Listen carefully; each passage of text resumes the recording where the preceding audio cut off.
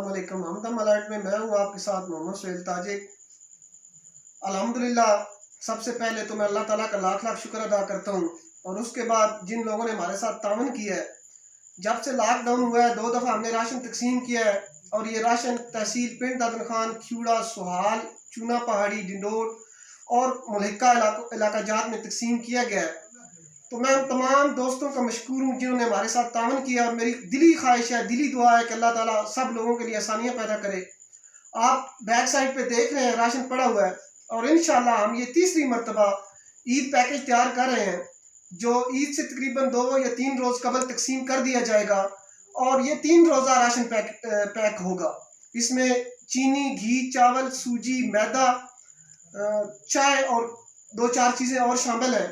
तो अल्हम्दुलिल्लाह, ये सब आप दोस्तों का खुसूसी तावन है। मैं आप तमाम दोस्तों का मशकूर हूँ। और आइंदा भी अपनी ज़कात, सदकात, खैरात देते हुए हमदम वेलफेयर सोसाइटी को ज़रूर याद रखें। शुक्रिया। शुक्रिया पाकिस्तान, शुक्रिया पाकिस्तान।